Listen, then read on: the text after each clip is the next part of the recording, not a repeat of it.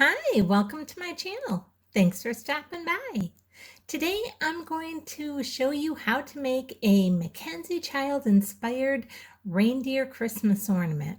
So if you like this type of video, I'd really appreciate it if you give me a thumbs up, subscribe, and hit the bell so you'll be notified the next time I upload a video. And I have a whole playlist of MacKenzie Child inspired items. So I'm going to go ahead and leave a link up above for that and one down in the description box. Now let's get into this. To begin with, I'm using these reindeer ornaments that I picked up at Dollar Tree. Now you get 2 of these reindeer ornaments for $1. And I'm going to show you how to change one of these into a really beautiful MacKenzie Child inspired reindeer. So using only one, this is literally going to cost us 50 cents to make this ornament. Now let's go ahead and get into this. Now if you've watched any of my videos, you know I prefer to start out any of these projects using a pencil. Now on here, I'm just going to outline the tip of my reindeer's nose because I'm going to end up coloring that black. I'm going to be doing our reindeer in the courtly check pattern. And so what I want to do is make all my lines evenly spaced apart, going all the way around our reindeer. So to begin with, we are going to outline him with lines evenly spaced apart on the front of his face. And then the next thing I'm going to do is I'm going to outline his scarf that he's wearing, because I want to make sure that the scarf does not get into our courtly check pattern, because I'm going to go ahead and color a scarf probably a red color. Because with your MacKenzie Child courtly check, they tend to either use reds or golds or greens as part of their accent color. And as this is a Christmas ornament, I am going to go ahead and do his scarf on this one in a red color. Now you can see right here, I'm going right down his neck, just putting a couple little hash marks all the way down, keeping them nice and evenly spaced.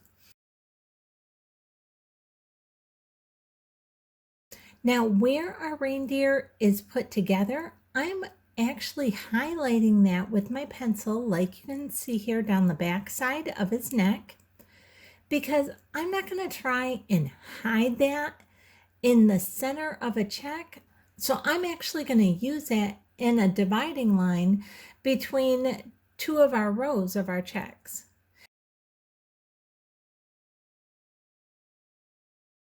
Now we have our lines going all the way around one side of his neck. Now we're going to go ahead and draw those on the other side of the neck.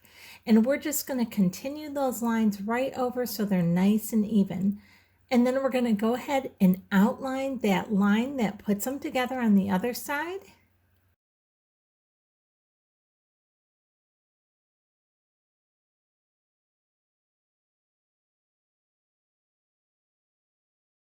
So right in between the 2 parts where our reindeer come together on his neck, I'm going to go ahead and just draw another line halfway in between there.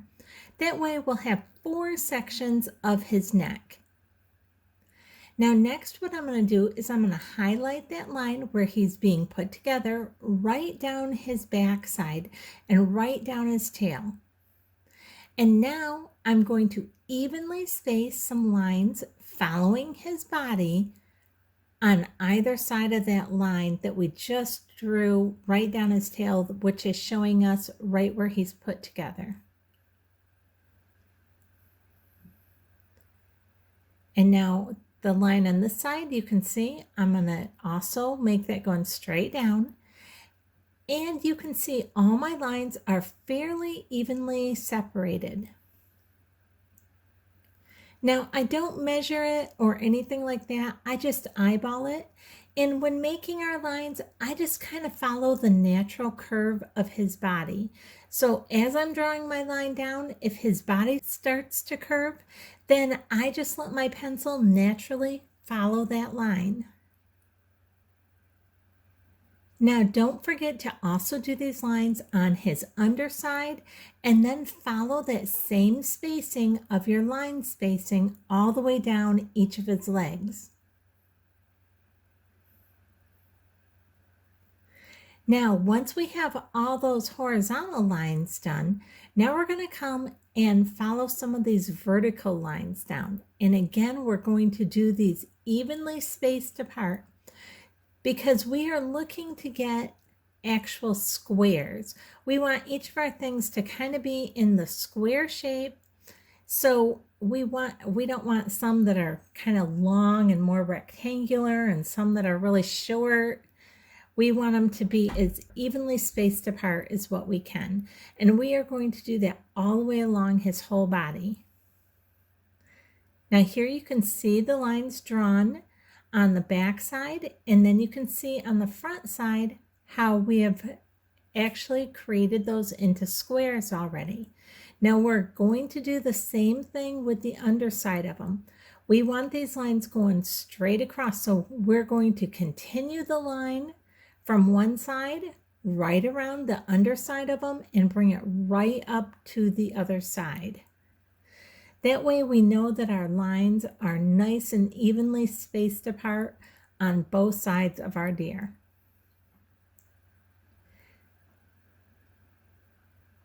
And we're going to do it right down his tail as well. Now, if you have something that gets in your way, like his scarf or something, just go ahead and skip that portion and pick that line up right on the other side of it. Now you can kind of see here how evenly spaced all our lines are. And you'll see that some of them kind of get rubbed off from where I'm holding them or something. That's okay because we're going to paint all these. Now, one thing you'll notice is that there's some white glitter all over this deer. And that's perfectly fine. You don't have to worry about trying to get that off or anything like that. I'm just going to paint right over the top of it. And I'm going to use this Deco Art Americana in the black. And then I am using a very small straight-edged paintbrush, which I picked up at Walmart.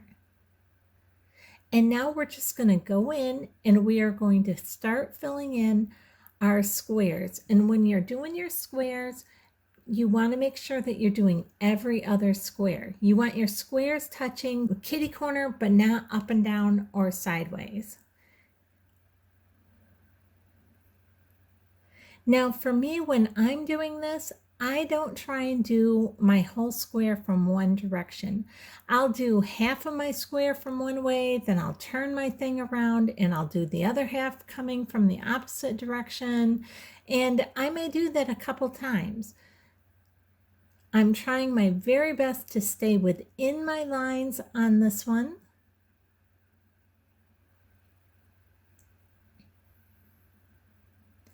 Now, with most of my things, you know that I generally use a Sharpie to outline everything before I start to do my painting.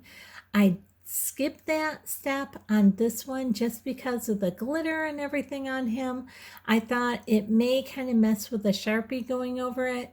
So I did skip that step on this one. And now we're just doing our square right along his tail. And we're going to do those squares on the underside. Now, if you ever get to any spot where you realize that your squares aren't matching up evenly or there's an odd number, just kind of tweak it and go with it. Maybe do a half a square in that one little spot instead of a full square. Just do whatever you have to do to make it still look good. That's kind of how I roll with it. So you may see some that look just a tad different than a different one would. Now I'm going to use some of this antique gold by Folk Art. I really like this gold color and I'm going to totally cover his antlers in this.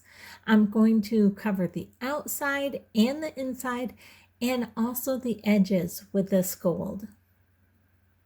I just think that's real pretty, and if you've gone to MacKenzie Child's site, you'll notice that a lot of their stuff that has a courtly check has golds as an accent. So I just thought that was really pretty. And then to add just a little extra touch, I'm just putting a dab of the gold right along the bottom part of his feet, right on the hoofs. And now I'm going to use some of this Deco Art Americana and in the red here, and I'm going to go ahead and paint his scarf. Now, sorry that looks a little blurry. I'll try and change up this picture here. It's wanting to focus on other things. I think I'm a little too close here. I think this is a little bit better. So I'm trying to stay close enough that you can see exactly what I'm doing, and I think it kind of throws my camera off sometimes when I'm that close to it. Now, just be real careful when you're getting along this edge, right where the edge of your scarf is, to just get on the scarf part and not actually down into the rest of our deer. And there you can see how pretty that looks with his scarf all painted red. I'm really liking that. Now, I was debating on this whether or not to just put Mod Podge on him and cover him and make him shiny, or if I liked the sparkle.